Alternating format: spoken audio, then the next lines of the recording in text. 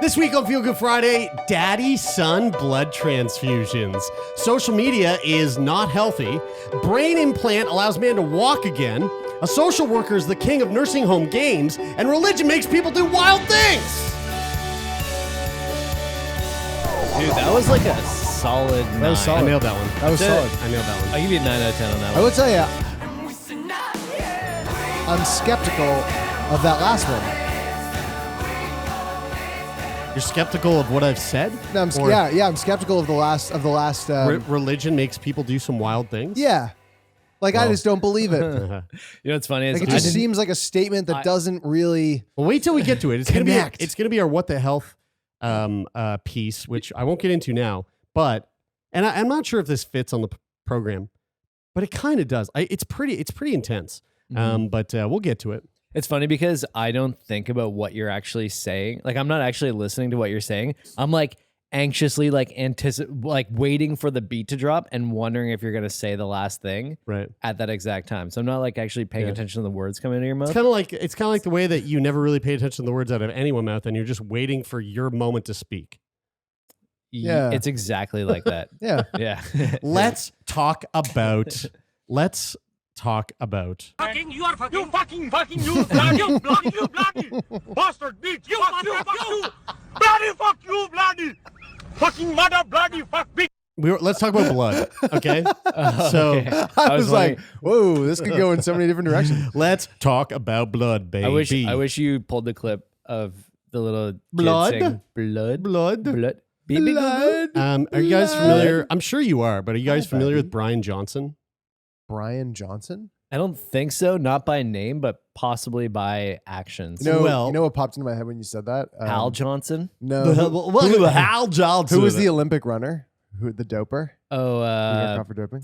Ben Johnson. Ben Johnson. Ben Johnson. Allegedly. You know that he did Allegedly. You know that he did a commercial for an energy drink called Cheetah, and he went, I cheetah all the time. No, he didn't. Swear to God. Okay. Brian Johnson is a Silicon Valley centimillionaire. And he's super rich. Does that mean 100 million? Yeah, or more? hundreds of millions of dollars, I guess. I don't know. It's like you're not quite a billionaire, but you're pretty close. But he's getting there. It really using the word centimillionaire really speaks to inflation. Yeah. Because it's like now, like millionaire, You fucking loser. tens of millions. You whatever. loser. Tens of Nah. millions, still not really that impressive. Cent- So this guy, he started a bunch of different companies, but he's probably most well known in the general population for his obsession with trying to make himself like genetically and like DNA wise the youngest human. Oh, But he's like in his like late 40s. I've seen these Yeah, have you pictures. seen this these guy? are the weird Dude, these this are is the weird weird. pictures, right? This gets weird. I don't even okay? want to talk about. I'm just gonna be quiet. No, for we the next definitely got to talk 15 about minutes. it. So he's It's just too weird. for So me. part of this is from Vice, RIP. Silicon Valley centimillionaire who spent a fortune on various procedures to keep his body young. He is now injecting himself with his teenage son's blood. Dude, this is Teenage son blood transfusion. This is straight out of Silicon Valley. Like Silicon Valley, the comedy Blood show. Boy. Yeah, Yes, because so- what's his name? The founder of Hooli, Yeah. who is like Hooli is Yeah. basically a parody of Google in Silicon Valley. Which is a And- television show for people who don't know. It's Yeah, an HBO comedy. comedy. And he's like an eccentric billionaire, and he becomes obsessed with like teenage or young adult blood transfusions to Yes. keep himself young. So this is that in real life. And that was not inspired by this. And maybe this was inspired by that. Right, Dude, I exactly. want to be a fly on the wall in this kid's therapy sessions 15 years from now. Oh yeah. Well, Johnson and his 17-year-old son, Talmage, who he calls Blood Boy. He calls him Blood Boy. He No, calls him doesn't. Blood Boy. He calls his son Blood Boy. Recently released a video where they each have a liter of blood drawn. This is split into parts: liquid plasma, red blood cells, and white blood cells, and platelets, before Talmage's blood is fed into Johnson's veins. Meanwhile, a liter of Johnson's blood is pumped for his 70-year-old father. There's a lot of swapping going on here. Taylor, a lot of you don't- family swapping, which is Taylor. very much a big thing Taylor. these days. Taylor, you do What not. are you doing, step bro? Taylor, you do not want to see the glamour shots that this family took for whatever Why don't we article. look at or it? what- Why don't we look at one? It's- Here's one of Johnson and his son. They're holding up vials of blood for Is- people who are just listening. Is jaundice. He does look a little yellow. I think that could be makeup. But he does look supple. You know, as daddy. Daddy looks supple. Like Yeah, I mean, he daddy looks- like son, He really. looks pretty young. He's in his late 40s. Let's see how old Brian he's, Johnson is. You better I mean- hope he's not older than that because he'll be so bummed if he ever Yeah. hears this. I mean, I guess his money is doing what he wants it to do. He looks, I mean, fuck, if he's in his late 40s, he looks fucking young. He is. Let's find out. He definitely doesn't look older than 40. Brian He Johnson looks 44. is No, I don't think 45 so. years old. Well, Brian was close. Yeah, 45. I think he looks younger than that. I think he looks his age. I think he looks late 30s. He does look a bit younger to me. So meanwhile, a liter of Johnson's blood's pumped for his 7-year-old father. In the video, Johnson points to the container of his freshly extracted blood and says, "The color is nice. It's pristine." Before it's injected into his father. This, for his dad, is, quote, like winning the lottery. Here's another photo of a few photos. So on the top left, there's one of Brian and his son. Dude, this is way too fucking weird. To be honest with you, I'm glad I didn't take this photo with my dad when I was young. The second photo in the middle there is Brian, his son, and Brian's dad. And they look like they're fucking taking shots for a boy band. Like, Dude, I love this Yeah. quote on this. Once divided by the mind, now united by biology. You They were were already- already united by biology because you made them. You know, the first photo on its own would have been like, okay, a little weird, but kind of cute. And I mean, guess it's he a could father be and son. adopted, but he looks very much like his dad, so I don't think that's when true. they introduce wetness into the photos, Yeah. it gets a little bit. yeah, it is weird. weird. for Why me. are they in a pool? I don't. Yeah. That's weird. Yeah, don't don't know. introduce water. Well, I mean, again, like this is. I think it was like I'm pretty sure this was like a photo shoot for like Variety or something. You know what I mean? So it's like whenever you watch those videos of like GQ, like what's in my kitchen, and then like they show the behind the scenes photos of like the photo shoot that they did for GQ. It's always like dudes in like a full suit with like an ironic cool hat, and they're like jumping off a diving board into a backyard pool, and the Yeah. shot's like mid jump, and they're like, "Whoa, isn't this wacky?" I mean, that is but wacky. That and- one there is a bit. I wouldn't use the word wacky. I'd use the word X-rated. I was really waiting for it. I didn't know what to say. Johnson claims his. Okay, so remember we had this. This fucking episode's already all off the rails. His regime is evidence based. No, his regimen. I know, and they wrote regime They said in the regime? fucking article. His paramilitary Dude. operation is. I don't think that word can be used that way. His regiment. Johnson claims his regime. He's not a dictator. His regime is evidence based. His dictatorship is evidence based. However, scientists have long been skeptical about the idea of blood transfusions for youthfulness. In 2019, the FDA warned that young donor plasma infusions have no proven clinical benefit for age-related or other disease in humans. That's the question I had because like my first thought was like, but there's no way this works, right? Like this is weird and doesn't work, right? Yeah, I mean, so here's what I would say. I wouldn't say doesn't work, but what I would say is we don't know if this works. It's right? definitely not proven Right? to It hasn't work. been proven to not work. It hasn't been proven to work. Here's my thing is I hope that they're making all of the other best healthy choices. Oh, in this their guy's lives. making crazy health choices. Because like it would be ridiculous if you weren't like, you know, making sure that you're sleeping 8 hours a day, eating like the perfect diet, Dude, this- exercising in the perfect way. Because if you're not doing those things yeah. easily, then doing a blood transfusion from your blood boy's blood Well, and like giving some to your dad. I and will stuff say too. this. I read an article and watched a video the other day about this guy, because he's come up on a few different podcasts. They were talking about him on Your Mom's House. He most certainly does live that kind of life, and it's like when you read about what he's doing, what he's eating, what he's like, his whole life, it is so fucking boring. Like it is so his life must be so lame. Just in the pursuit of youthfulness, it's like it just takes away from like any joy. But maybe that's where he gets his joy. I mean, maybe he gets joy in honestly, being that fucking weird guy. I mean, like, if you've got, I think it's an interesting thing to think about. Like the people that, again, I don't know I don't know where his fortune came from. But if he's not actively working in the business, his fortunes come from like 8 different like companies and like venture capitalism, and he's just like a. So if he's not in those businesses, like if he's not like Elon Musk, for example, Elon Musk is like embedded in all the companies that he runs. Like his life is work. His life is work in those, and that's obviously he feels purpose in that, and that's that. Whereas if you're not working in the business on those things and like pushing those things forward, and you've got a ton of money, like an unthinkable amount of money. I mean, this kind of makes a lot of sense that this would start to be your aim. Like you're, I mean, like, well, for like, some it's hookers and blow, but no, for this right, guy, no, it's right, like yeah. it's Well, the opposite of hookers and blow. It is exactly. Yeah. It's the other end. Well, of do the you want to spectrum. know? Do you want to know what he does? But just to that point though, my last thing I want to say is like in the pursuit of trying to stay youthful, he's just blowing his time. Like unless you're like actually using that time of being youthful to like really enjoy your life.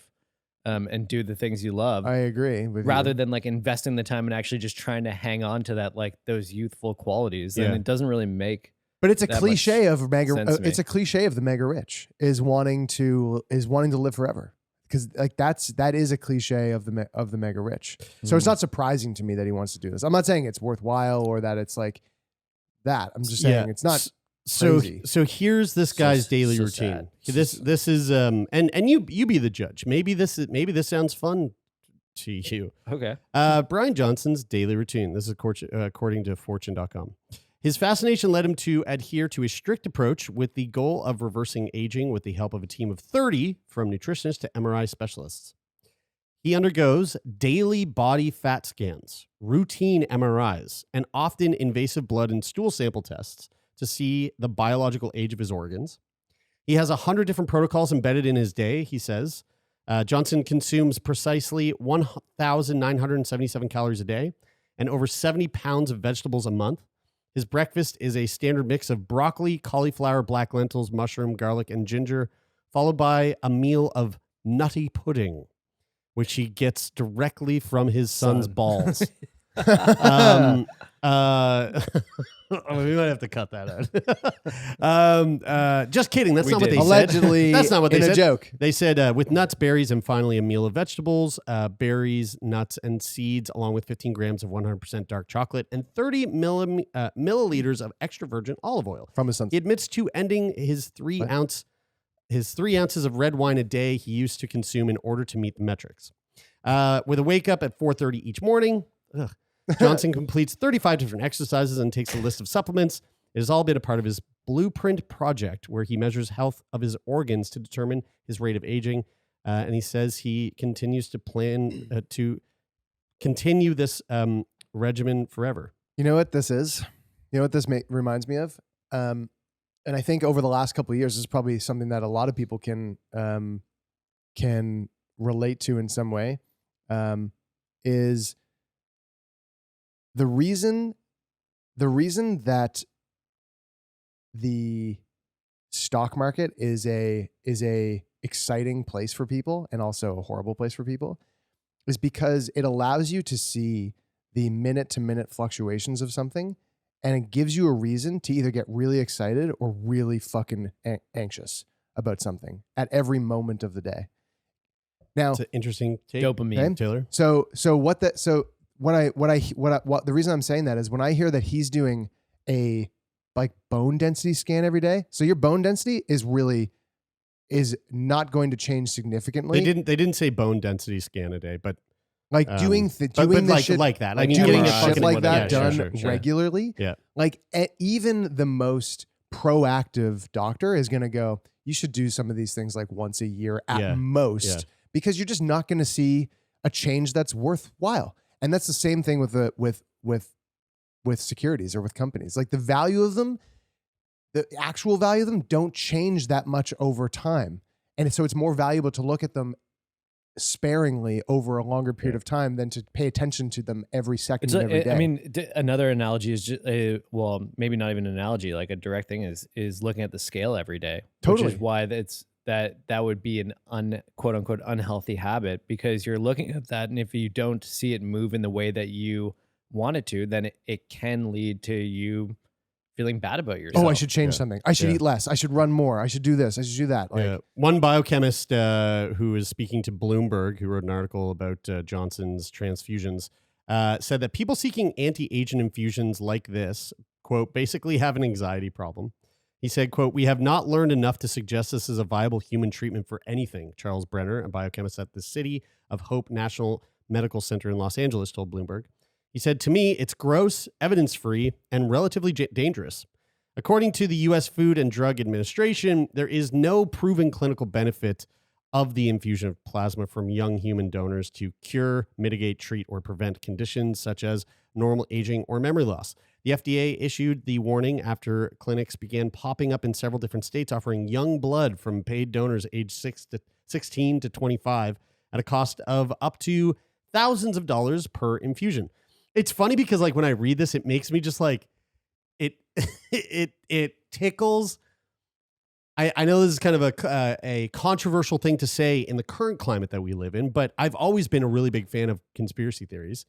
They can be very fun.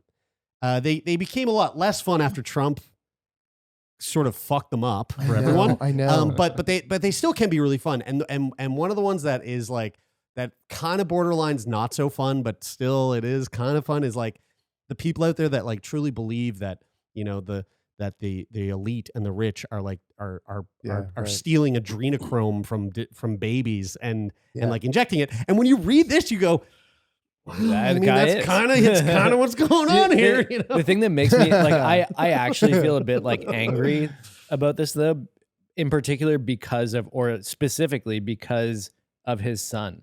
Like his son is 17 years old, and you can't tell me that like that kid. Dude, how annoying would that be to have that guy as your dad? Totally. Fuck. Like, and I genuinely, I look at that and go, I mean, speaking to the point I said earlier about like being a fly on the wall in therapy 15 years from now, like that kid is going to be fucked up by his dad. I mean, and you know what? This guy was probably fucked up by what his dad did to him too. How fucked up would it be for him if during this, all of a sudden his dad has some adverse reaction to his son's blood and dies? Well, I think you know what I mean? Like that would mega fuck you up. Yeah, I mean, they're, you know, in all fairness, they're probably exceedingly confident that would never happen because he's doing blood transfusion, so someone's administering that. I mean, like. But we're also exceedingly confident that like time travel is impossible, but you never know. So you're saying there's a chance. Let's move on. Anyway, to my thoughts and prayers are with that guy's son. So yeah, what's his name? Talladega. Talmage. Talmage. That's gonna be the name of my next fucking character. On this, that's a cool name. Right before we move on there, Big Think. I know you know. I love Big Think. Thinking. Big Think. Huh? That's the YouTube channel. Big Think. I know you know what I'm talking about. I think I love Big Think as well. Dude, Big Think. I know. I think. Highly recommend this YouTube channel out there for people. Big Think. I just saw one on longevity, and they were talking about It's just a series of people with really big thinks. Yeah, exactly. And I just saw one on longevity with a doc named Morgan Levine who was talking about they are like reliably and consistently able to reverse the age of cells, to revert a dysfunctional cell back to a stem cell. So they can do that on like obviously like the smallest level. Mm-hmm. And so with the use of guano. I don't think it's with Gano. You know no. what, Tay? Oh. I think you're actually so interested in longevity that you could actually be like this guy. Oh, dude, Zaya's No, adrenochrome. 15 years from now, here, you might let be me tell you- harvesting This no, guy's Zaya's. gargling adrenochrome Yeah. from Zaya. No, here on a daily basis. I know I that. could know that. see you going I know down that this you're road. making a joke. I know He that you're rings making her a joke. out over the toilet and then bathes his face in the fountain of youth. I know that you're making a joke, but in all seriousness, my interest in longevity is not to live longer; it's to live better longer. It's not lifespan; it's health span. I know. It's- It's the tagline of Peter Attia's book. It's and in all seriousness, Peter Attia would look at this shit and go, okay, cool, great. You've got a fuckload of money to do God knows what that is not proven and not approved as a treatment. But instead of doing that, and he's going in all of his chapters on everything, he's going, yeah, fingers crossed we develop something that wipes out whatever disease, that we just cure it. But in the meantime, the only thing that you can do is what we know works, which is fucking exercise and nutrition and like really basic shit. And, blood transfusions. Well, one thing Right. that we could start to look at to live a longer and better life is to cut back on social media. Let's talk about the recent announcement from the Surgeon General and their thoughts on social media. Time to check my social media. Who loves me online? So the Surgeon General's latest advisory That's great. urges lawmakers and parents to implement protections for kids against the harmful effects of addicting apps. The kids are not all right, and the U.S. Surgeon General believes social media is to blame. I'm really glad this is coming out right now because like I've had this low key. I'm not going to say overwhelming, but I've had this low key gross feeling about social media in the last like few years as I've watched my nephews go from infants to, toddler to like Kids. what do you call, is that a kid? Is that what you call a kid? Children? I guess. What do you call it? What do you call a kid that's like What's a 7? toddler? Toddler's up to 3. I think I I think you're a kid after. I think you're a kid from 4 to 12. yeah, okay. So kids. Yeah. These days. And so like I've just had this like gross feeling about the idea of social media. And the U.S. Surgeon General is also in the same boat as me. Dr. Vivek H. Murthy issued a powerful public advisory yesterday. This was earlier this week, warning of the considerable risks that social media poses to young people's mental health. Quote, nearly every teenager in America uses social media, and yet we do not have enough evidence to conclude that it is sufficiently safe for them, Murthy wrote. He argued that kids have become unknowing participants in a decades-long experiment. The Surgeon General's report focuses on the impacts of social media on kids, both positive and negative, and the attendant health risks.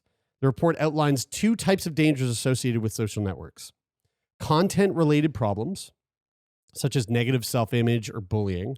I think we kind of spoke to this last week a little bit with, a brief mention of like filters, like app filters and stuff like that. Yeah. And then the other one is use-related problems such as poor sleep and addiction. What we know about social media and kids' mental health, and my computer just shut off. But what we do know is that it is fucking kids up. I mean, like there was some study about the suicide rates of young girls across America was like through the fucking roof, and a lot of the I don't know if it's assumptions, but like a lot of people are pointing fingers towards social media. Dude, as it's the fucking it's reason. detrimental to my mental health. Yeah. And I am probably on the You're not a far kid. end of the spectrum of the way in which it can be used Yeah. to affect your mental health, and it's still affecting mine. And I probably not only do I not use it in the way that amplifies the way it affects your mental health, and it still does, but I also don't use it nearly in the same amount. So it's like,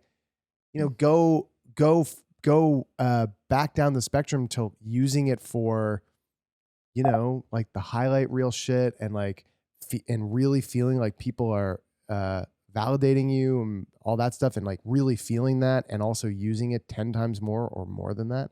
Man, the thing Man. that I find interesting about it is like like one, I think this is a really, I don't even know if nuance is the right word to describe it, but I think it's a nuanced conversation about it in the sense that one, I know, so from my perspective, I have a social media addiction. And I know that Who doesn't? I know that like over the Like, I feel like it's really last- rare for us to yeah. know anyone who actually doesn't. Totally. And know? and over the last couple of years, I've noticed it get worse, even though I've become aware of it. And the thing that's interesting is I don't like really share much of my life on social media, and I don't Mhm. really engage with much of my friends, other than like sending you guys memes or whatever. But like That's essentially the use case for the us, I thing that I think. find interesting is that like the dopamine of like the infinite scroll Yeah. is so. I mean, this is why like- I actually have. I didn't not download and use TikTok because I was like, TikTok, like I don't get it. It's for the kids. It's all dancing and shit. I thought I was like, I'm not fucking touching that shit because it is an infinite I scroll. mean, it's the same as I Instagram do scroll Reels. TikTok. It is, Yeah. and I already got one. Yeah. I don't need to. yeah, exactly. It's like You know, I already fucking I don't got need one. more of that. I don't need more. But the thing is also it's, and I think this is why the thing around kids using social media is such is a bit more of a nuanced conversation and a challenging conversation, is because it does also empower connection in some ways good and in some ways bad. And I was listening to an episode of Hard Fork the other day where they were talking about this. And I share a similar perspective to one of the hosts who mentioned this idea that like that it's not about saying you can't use social media or like telling people not to use it. It's about having conversations about the negative effects of it so that we can better understand it. And they use the anecdote of like having the sex talk with your kids. Yeah. And like the importance of educating your kids about, you know, the challenging experiences that might come up when you're scrolling, with whether it's with your self-image, whether it's with bullying, whether it's with the way that you interact with content or like the amount of time that you spend interacting with content. So it is like, it's not entirely a bad thing, but personally from my own experience, I just feel like I want to be using it less, but also there is this like fear of missing out. Yeah. Well, It's a lot like food. There's like, there's everything from the healthiest thing you can get your hands on to, shitty processed, ultra processed garbage, fast food that, tastes really good, but is literally doing nothing for you whatsoever. And you have access to it all. And that is, I think, what social media really is. Like, it has this massive spectrum of utility and also just garbage, waste of time features. And as an building adult, a when it relationship comes to with those it. things, like even to social media, as an adult, we have a capacity, a much greater capacity to be able to understand and like see and recognize and acknowledge the fact that we are using that thing that is detrimental to ourselves and our health. Regardless of whether or not we do something about it, we have a capacity to understand it. And we need to use it. We need to teach ourselves. And now fucking people younger than us, because people younger than us are having kids. People younger than us need to teach themselves how to use it well, how to use it correctly, and like with good judgment in order to pass that behavior on to their kids. Yeah, because kids don't have that same ability that we have to No. acknowledge and look at, like, it's just like, if I was a fucking kid today, dude, I'd be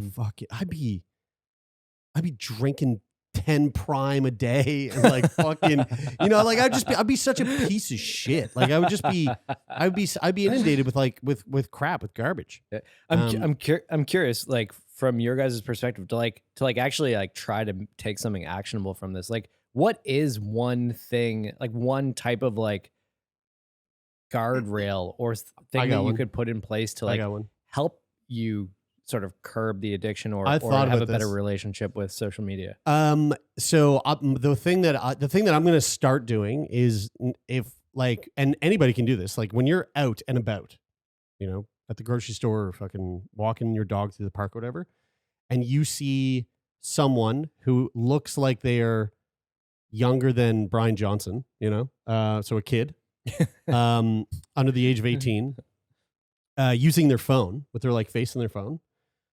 All you have to do, just walk up to them and fucking slap it out of their hands. Yeah. And then just and then just stare at them. Yeah. Stare them right down. Well, bonus And then- points if their phone smashes. Right. Yeah. and 'cause then then walk they- away. But don't say Yeah. anything. Right. Just do that and walk away. Yeah. Mm. Well, we were And actually talking about this. I think that works. We actually mentioned this yesterday when we were, I can't remember what we were talking about, something to do with the wildfires and someone leaving a dumb comment.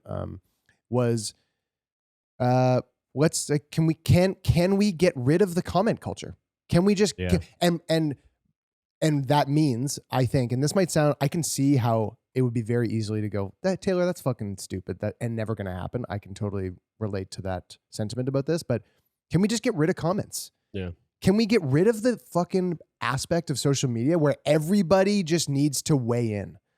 It is because we were talking about this, like papers. When you got the paper, you got the magazine, you could read it and you could think about why you thought it was awesome or stupid. And then you could share that with a friend by telling them or calling them and talking to them about it. But you couldn't fucking write it in the magazine and then recirculate that version of it to every single person on earth. Yeah.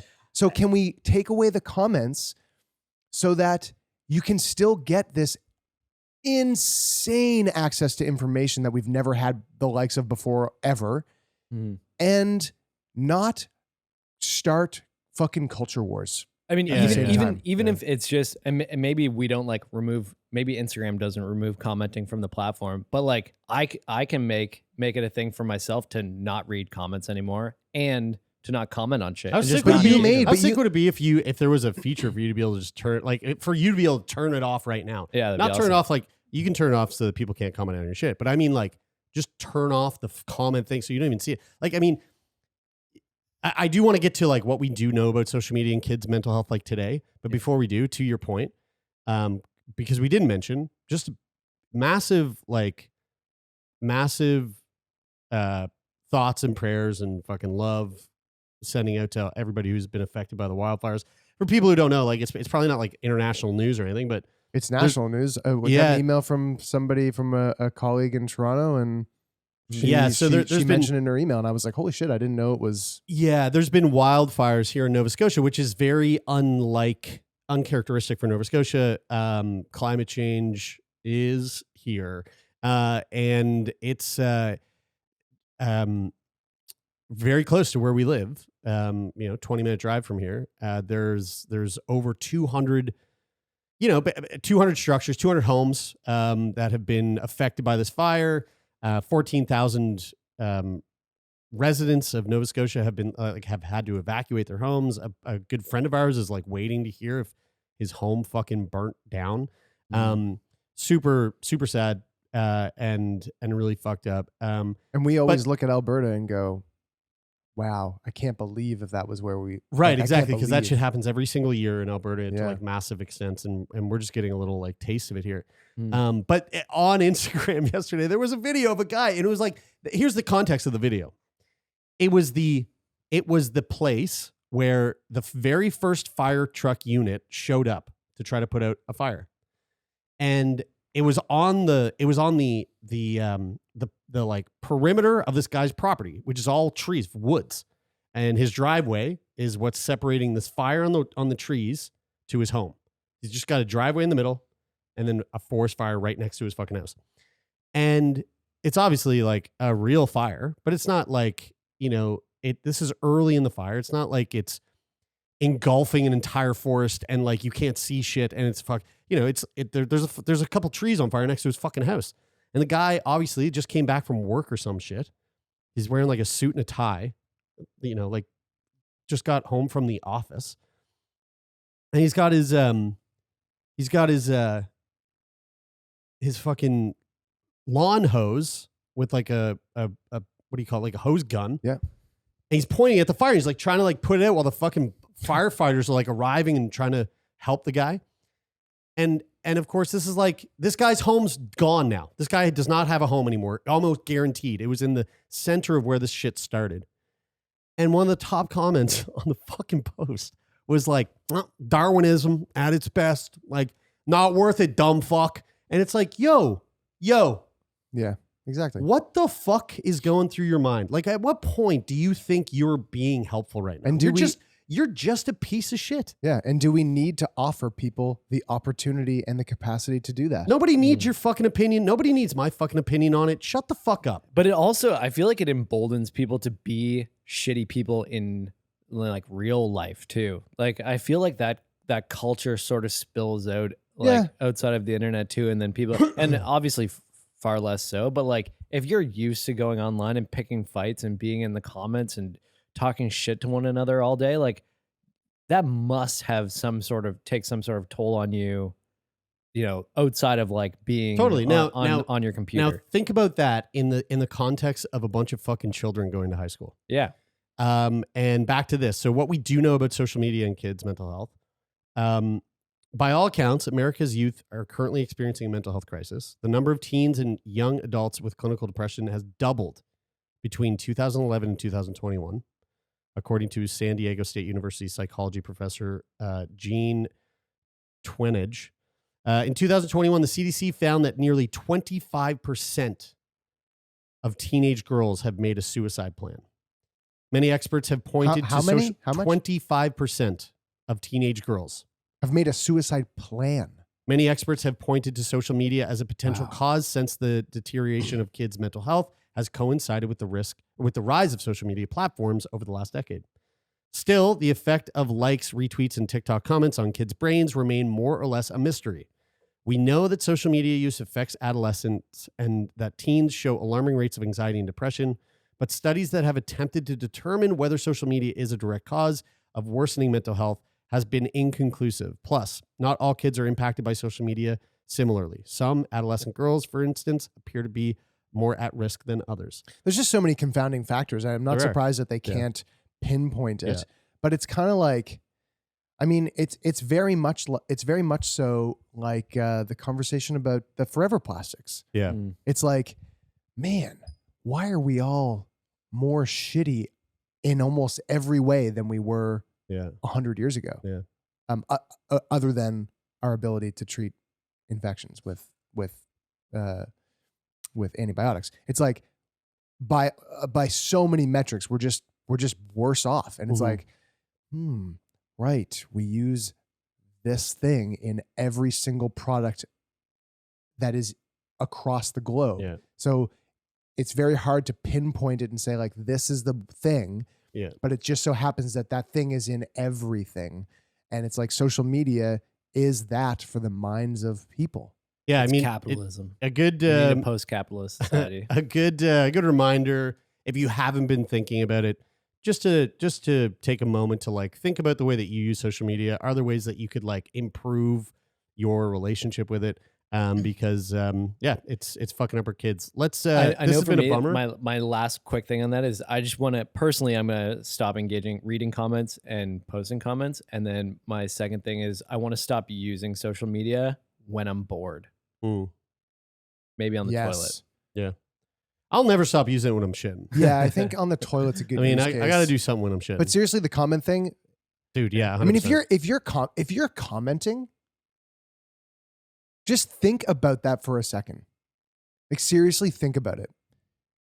Especially if you are talking shit. Dude, yeah. Like especially if you're talking shit. And honestly, and if you think you're being helpful. We're also, the only reason we're saying any of this is because we're so tired of all the fucking negative comments on our Instagram page. Leave us alone. Like seriously though, if you think you're being helpful, really, really think about how helpful. should turn off our comments.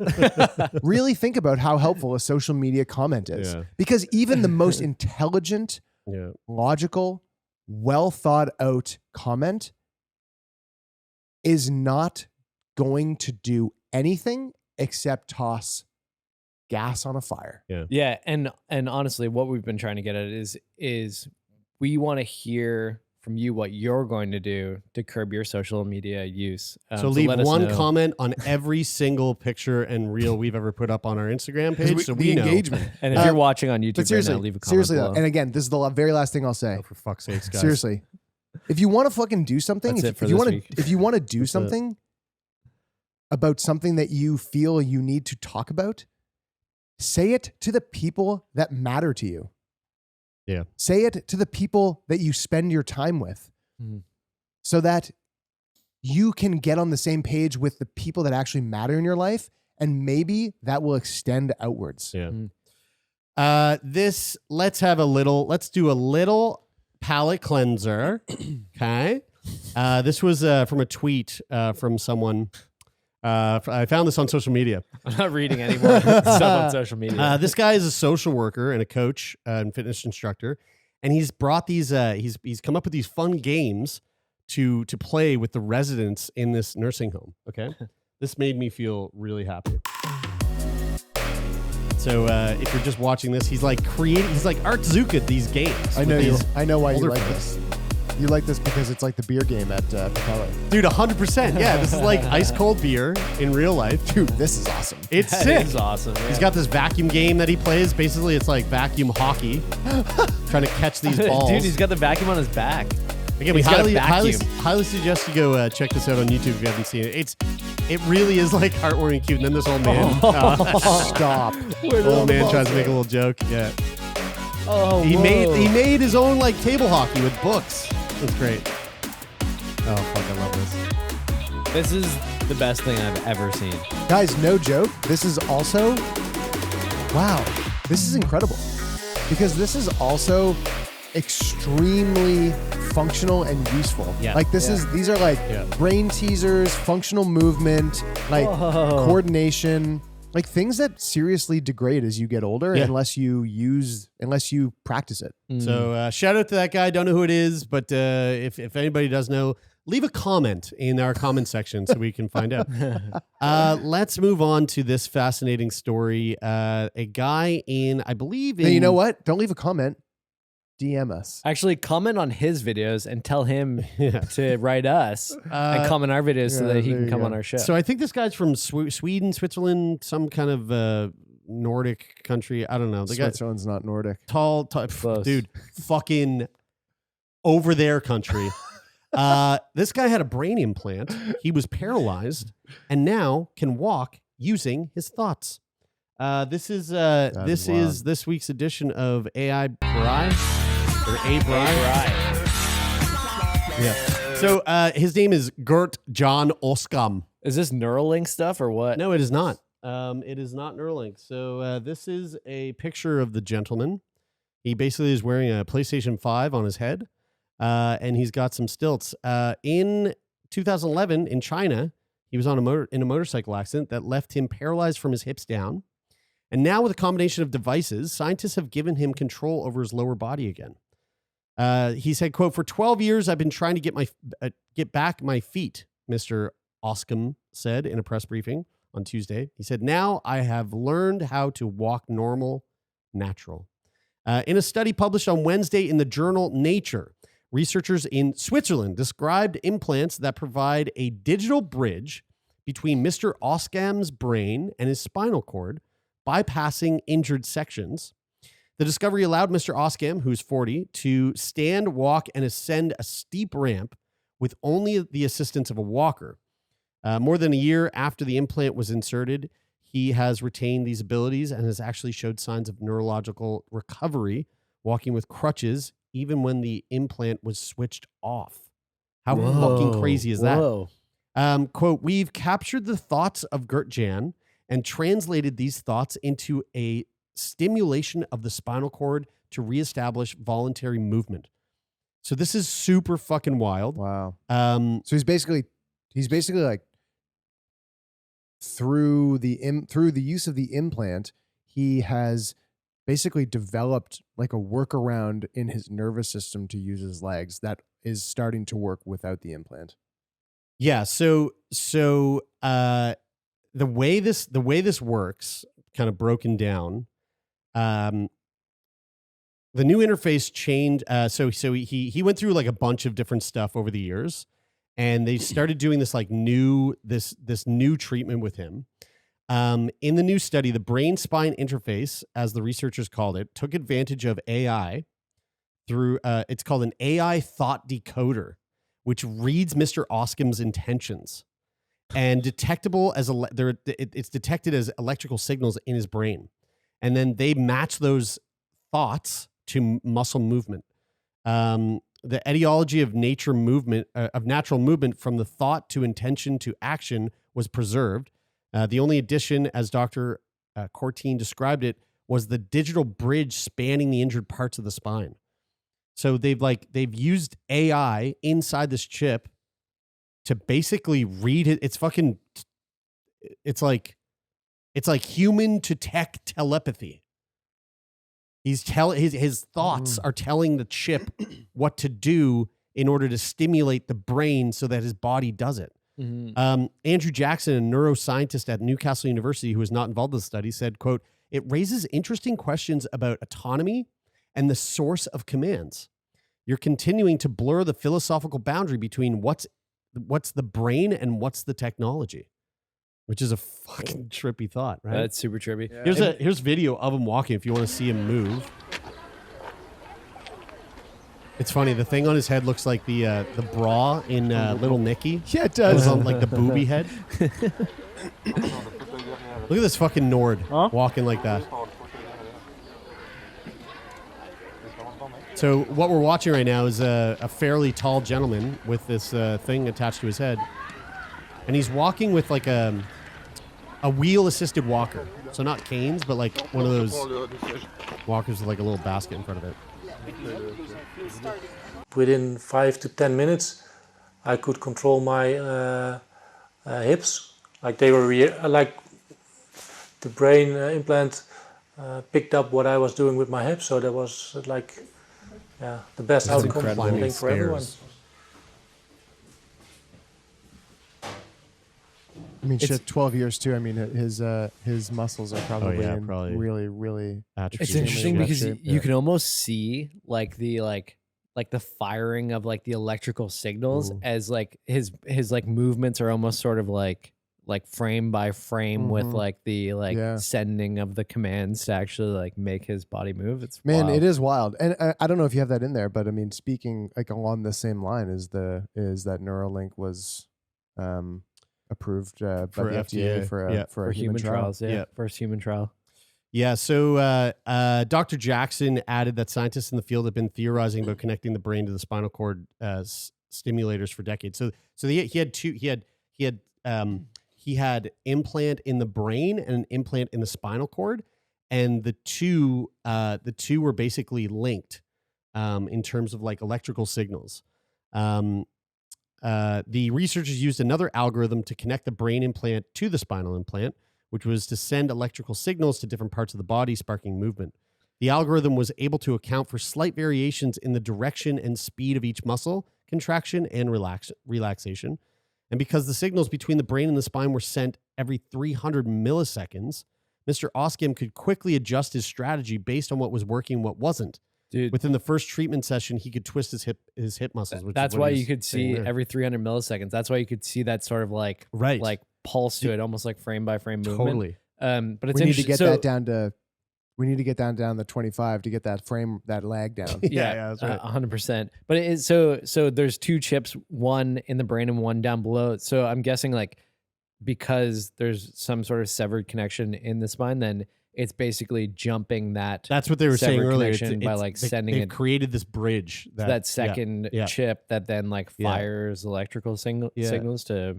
It's in whatever crazy pattern to when move it. when you like every time that there's an innovation like this, that especially when you're combining like AI with it, it is wild to think to see how we are beginning to understand or more fully understand bit by bit how much computers are like humans. Yeah. Yeah. You know what is interesting is that From like an engineering standpoint, so- I suppose. So this makes a lot of sense to me from the perspective that So I've been using AI to write a web application, and Just say app. it's a web app. Just say But app. Yeah. so to write an app, and the interesting thing, Application. the interesting thing is that I will have an idea in my head of how I want it to work, and so I will write that in natural language in English into ChatGPT, and then it outputs some code, and then I run the code, and it does the thing that I want. And so, like, in a way, and I know that this isn't the exact same, but in a way, it gives me something that I can't read, but when I use it, it's exactly what I had pictured in my head when I gave it that prompt or input. Mm-hmm. And I think of that in the same way that like they don't necessarily know how the AI is making specific, electrical signals. They don't know what's happening in that like in between phase because AI is making so many assumptions. But it's basically predicting what needs to happen to make that movement happen. And so, And it's translating to languages. It's translating the language of his thoughts into movement, an right? electrical signal that outputs movement. Which is the really exciting, Which is and also interesting because I wonder if he thought his thoughts in French, if it would do it. probably would. You know what I mean? Well, I think it's not a. Or if he thought his It's not thoughts. it's a pattern. If he thought his thoughts in Yeah, German. Yeah, it's right? not. But- He's not thinking. He's not thinking in a language. He's not picking. No, up, I he's think not he is. picking I up a think he is. language. He's from Switzerland, so he's thinking in Swiss. But German, this is French, or Italian. this is the interesting and He is thinking in. Well, he spoke English, so he's thinking in English. But what if he was thinking in Swahili? Can the AI read it? I don't know. I mean, It we don't know, possibly could. and we won't know until it's too late. but AI is going to kill us. Do you guys want to know the interesting thing that I think about this? Yes. Is that If it has to do with how you make your fucking app, Ryan, no. it doesn't have I to, don't. it doesn't have to do with my app. But the interesting thing is that, and the interesting and scary thing is that because they don't necessarily know what's happening in the middle, but they know that they're trying to achieve this outcome and giving it some sort of input. That is the same way that we could give it the input of like figuring out a cure for cancer and it gives us output, but we don't know what's happening in that middle space.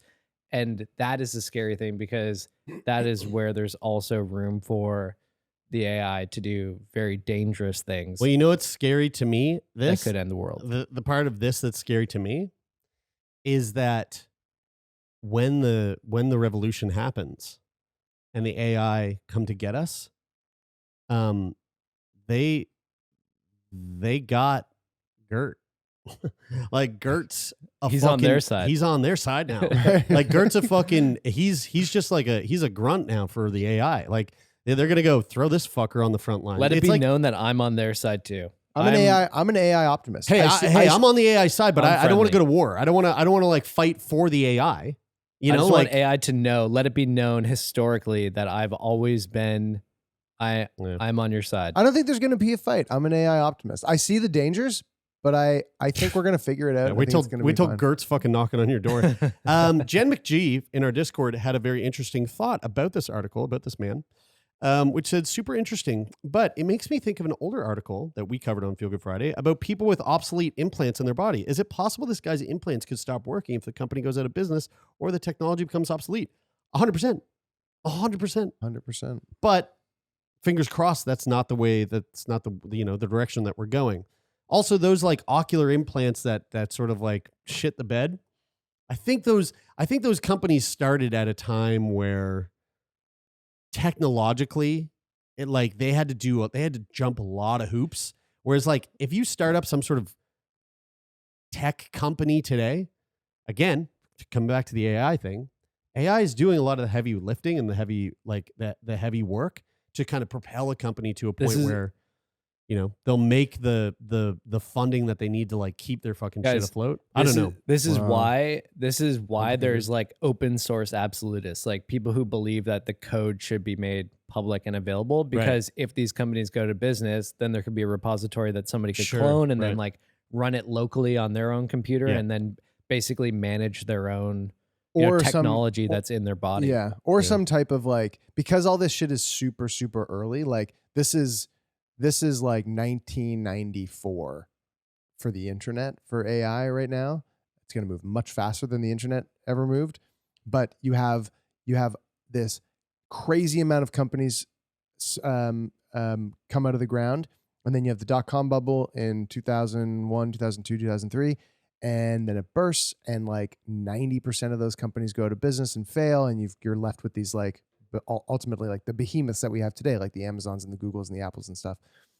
And I think we'll probably have, and I think we'll probably end up with something like that. I would imagine. I mean, AI definitely holds the promise to absolutely flip everything on its head and rewrite things in a totally different order than what we were used to in the past. Just like Trump did as a president. Just like Trump did. But I think like, and you know, I would probably say I'm just thinking about Elon Musk and his track record. Neuralink in this realm is, I think, would be not a crazy thing to say that might be a company that will really be at the forefront of a lot of this for a while to come.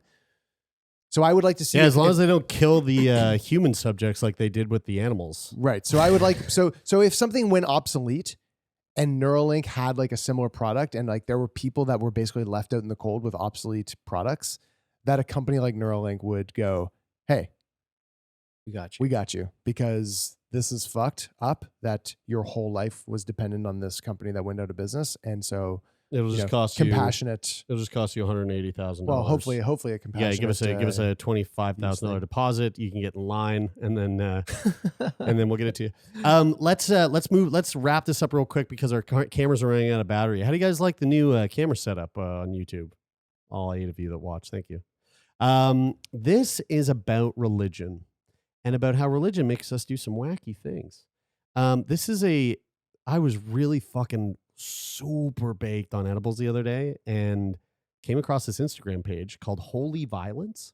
Oh, wow. And it was just a series of videos of wild rituals from around the world that people do presently in the name of religion. One of them was like this what was it? It was like an exploding hammer festival or something like that. And it was to honor some saint. And I believe it might have been in Mexico. Anyway, it was these guys. This is the first video that I saw that got me down this rabbit hole. It was these guys holding these sledgehammers, and the sledgehammers had like makeshift fucking like bombs on the heads of them. And then these guys would slam these things into railroad ties, and the fucking hammer would boom, blow up like right in their face, and the hammer would fly into the air. And all these people are doing this like boom, boom, boom, all over the place. And it's just, and it's like a religious thing. Are they going blind? Like, man, I'm sure some people get fucked up 100%. So then I was like, what is this? And I went onto this page, and it's this guy who travels around the world, and he finds these things. Oh, that's interesting. So here's a video of one, and I don't know, maybe this won't be allowed to be on YouTube. So I don't know. I'm sorry. I don't know, Brian. In terms of editing, I'm sorry. I don't know, dude. But check this out. So this is men who whip their backs with knife-tipped flails during Ashura in Old Delhi, India. Shia Muslims commemorate this day with extreme forms of mourning as it marks the assassination of Hussein ibn Ali, grandson of Muhammad, and his family during the Battle of Karbala in the year 680 CE. So these guys, oh my God, are smoking their backs with these knife-laden flails. And they are tearing their backs to absolute shreds. It's like the guy in fuck. I know what you're talking about. The Dan Brown book. Da Vinci Code. The guy in the Da Vinci Code. Right. So the guy self-flagellation is the term. And it's a disciplinary and devotional practice of flogging oneself with whips or other instruments that inflict pain. In Christianity, self-flagellation is practiced in the context of the doctrine of the mortification of the flesh and is seen as a spiritual discipline. It's often used as a form of penance and is intended to allow the flagellant to share the sufferings of Jesus. That's in Christianity. These were Muslims. Not all Muslims celebrate Ashura, this way, and even among the Shia communities across other countries that this guy's witnessed, there's more and less extremes. The main religions that practice self-flagellation include Christianity and Judaism. Judaism. The ritual has also been practiced among members of several Egyptian and Greco-Roman cults. This is according to Wikipedia. But yet, I saw this video and I was just thinking, like, man, A, that's wild. B, how fucking shitty is the next like month after that? Yeah. Your back is not good. Like that's rough stuff. You know, it's unless you do it with your son and then you rub backs together so that you can get and a then bit you of get the the blood benefits transfusion. of That's right. swapping bloods. We were at the Commons a couple days ago, and Commons is a park here in Halifax. Yep. And I was you were off with Zaya, and Kira and I had a I was conversation. draining her of her adrenochrome. That's right, when you and weren't which I volunteered. Yeah. And I was talking to Kira about. I was like, this came up in conversation for a reason that I won't talk about because I don't want to get fucking canceled. But I basically was like, because people don't fucking understand context. So anyway, something came up and I was like, man, people with like cultural, whatever sort of like cultural, what's the word I'm trying to think of? Like rules and things that people follow for cultural reasons, cultural customs. Yeah.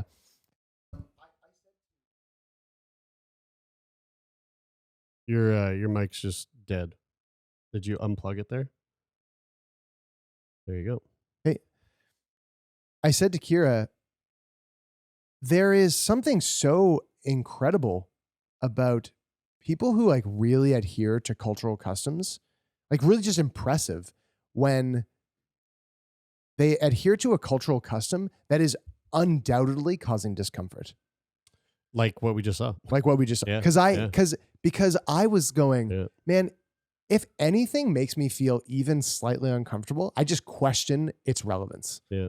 Like slightly uncomfortable, I go, why am I doing this? Yeah. Like, is there a way that is there a benefit to this? Is there a reason why I should just stop doing this? And can I just like make my life more comfortable? But it's totally different though. And just to like, using this as an example, this video, like if you believe in an afterlife and you believe in a heaven and a place that's like, is like pure ecstasy, then going through some sort of suffering, like the figure or story in your because that discomfort there isn't just discomfort.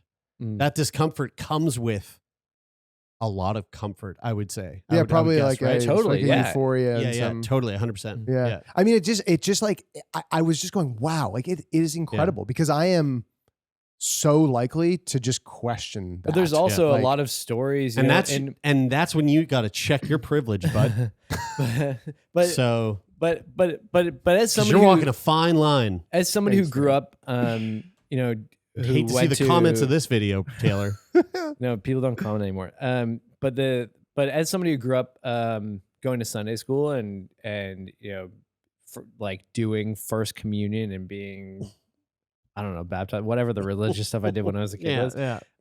Like they teach you to that, like questioning, the reasons why you do things is like a sign of sort of weakness in your belief. Like you're not supposed to question because you're supposed to believe so wholeheartedly that if you question, then that is in a way sinning against your, specifically against, my religion that I was brought up in. So that's why so many. I mean, you know. Well, yeah. I'm definitely not. I definitely am not shying away from talking about the reality of that. Yeah, because that's me neither. Problem. That's a world. Anyway, when my son told me a question,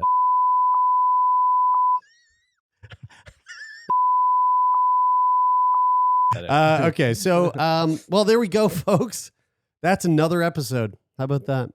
And we hope you enjoyed it. And stay out of the comments. Don't fucking do it. And if you want to support the podcast, instead of commenting, what you can do is come over to Discord, which is another social media channel, and you can start to comment there. No, you're not commenting there. You're engaging in a conversation. Engaging in a conversation, which Yeah. is the same as commenting for the most part. You're like making friends Making friends. in And, a community setting. yeah, that's right. Communal It's comment. It doesn't have the toxic feel of a comment section. No, Yeah, it doesn't. At least not yet. Not yet.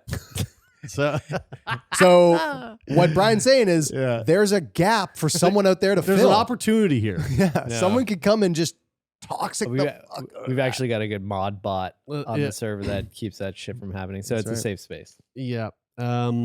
So thanks. Leave a rating or review on Apple Podcasts. Leave a rating on the Spotify mobile app if you want to support the podcast. And shout out to all our patrons. And if you want to be on the show, go to sickboypodcast.com and fill out the guest form, Brian's favorite button. And if you want to nominate somebody that you think should be on the show, let us know. We would we'd love to know, especially if they're in the realm of like research or anything fun and crazy and wacky in the realm of health. And if you are watching on YouTube, make sure you comment below and let us know how you're managing your social media relationship Yeah. in a way that's helpful and that you might be able to suggest or recommend to us and our other listeners. And a huge thank you to Jeff Lonis for being our manager. We love you, Jeff. And a huge thank you to Rich O'Coin for the theme music. And a huge shout out to all those people waiting to find out about their homes. Super sad. You're in our thoughts. And especially all those pets. That was the one part that made me so fucking sad, was just the thought of pets being left behind. So and if you're not aware of it, take a look into it. And there's places I'm sure that are going to be popping up for opportunities to support. So if you're in a place to support those in need, go use social media to look it up. That is it for this week. I'm Brian. I'm Taylor. And I'm Jeremy, and this is Sick Boy.